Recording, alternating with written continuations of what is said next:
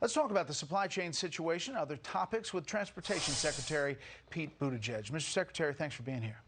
Thanks for having me on. Here's the president this week talking about addressing this issue and some reaction to what he said. Take a listen.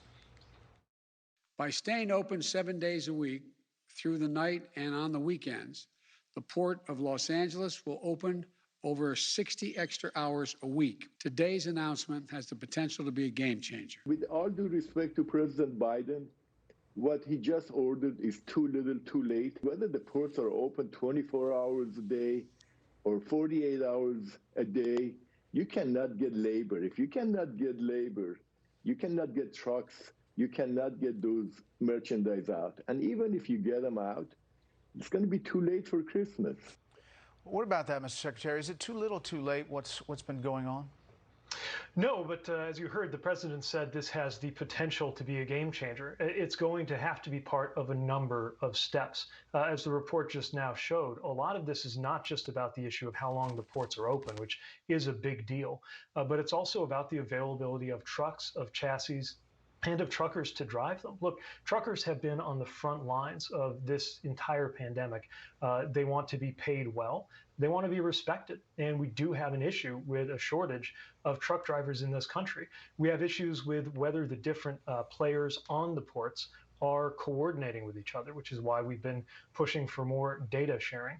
A lot of things have to go right, but the announcement that these ports would go 24/7, that's a big part of it. Yeah, this announcement came this week.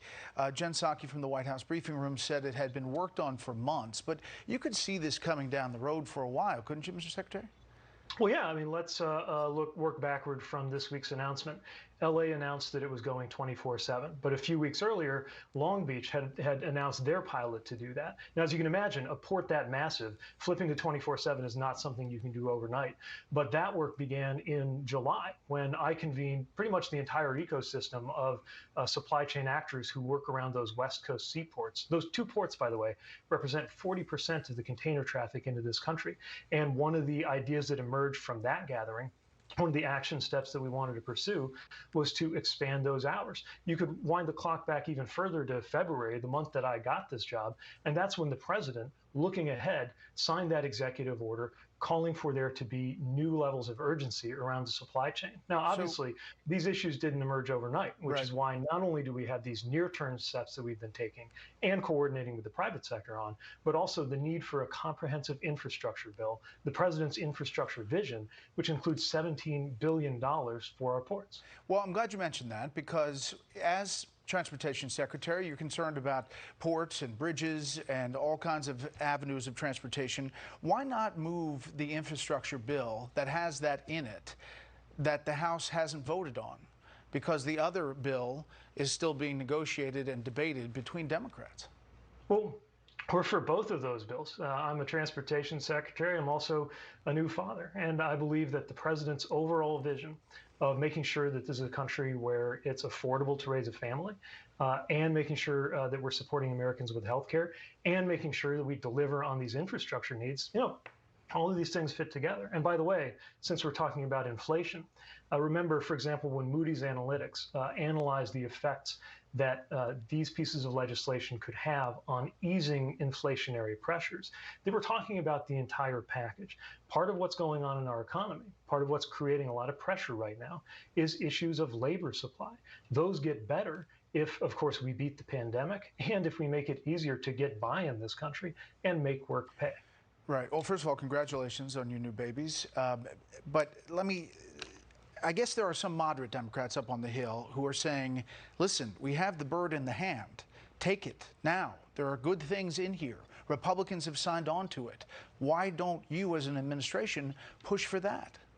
Well, again, we very much push for this infrastructure bill. Obviously, I've worked hard on it. The president's worked hard on it. And the same is true for the Build Back Better agenda, things that most Americans agree on. Now, we get that there are going to be a lot of Republicans who voted with us on the infrastructure bill, who are prepared to vote against us on things like supporting child care and family leave and whatever else makes it into that that package on the family side. Right, but who are going to be against taking action on climate change. you don't think but it's we really believe we have to do both, and Republicans will be free to vote for the one half and against the other. I'm not going to belabor this, but you don't think it's a mistake for Speaker Pelosi not to just put that on the floor and see what happens? I definitely would be humbled by the idea of giving legislative strategy advice to Speaker Pelosi. What I know is that these are important pieces of legislation.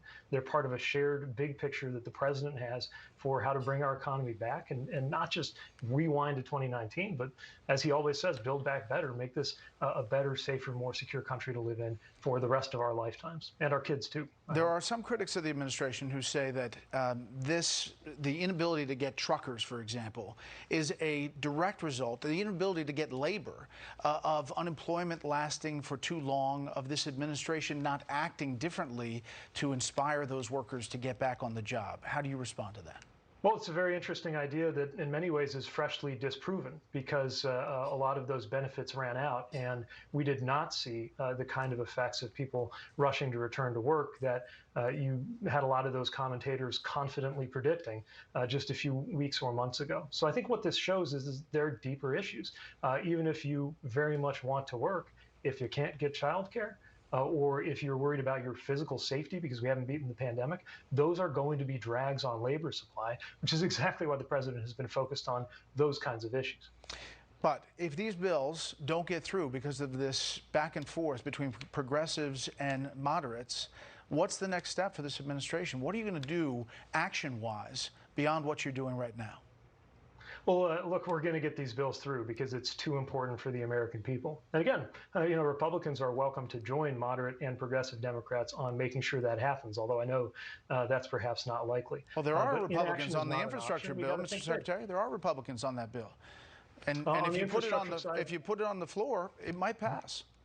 I would be delighted to see Republicans vote for acting on climate change, for supporting family policies, for tax fairness. I don't think you have to be a Democrat to think that it makes no sense that you've got multi-billion-dollar profitable corporations that have in some cases paid zero in taxes. I think this can be a unifying agenda. Just like the president's idea that we got to buy America more, which, by the way, is something else that would really help with some of these issues we have with keeping up with imports. These are things that most Americans agree on, that I would like to think there can be support for across the aisle, just like the president successfully secured support across the aisle for this ambitious vision to improve everything from our ports to our roads, bridges, highways, internet, pipes, and more. Yeah. So are new parents and any parent going to get the toys that they want to get for Christmas? Well, I know that I'll be very excited to shop for the first Christmas for my new kids. And look, one of the things that really impressed me when we brought together business leaders, and we had a convening earlier this week where we had the leaders of Walmart, Target, the Home Depot, as well as FedEx, UPS, was how committed they are to taking steps over and above what they've already been doing at a time when retail sales are through the roof. Remember, you can't talk about supply without talking about demand. Right. Part of the reason we are where we are is that the president successfully brought this economy out of the teeth of a recession. So you're saying people are buying more than ever before. We're seeing record goods coming through our ports. The demand is there, which is great news. It represents a policy success. Now we got to make sure those supply chains are there to support it. So you're saying that's a high-class problem? What I'm saying is that we are better off because the economy is growing, and the economy is growing thanks to the leadership of this president. All right, Mr. Secretary, we always appreciate your time. Thanks. Thank you.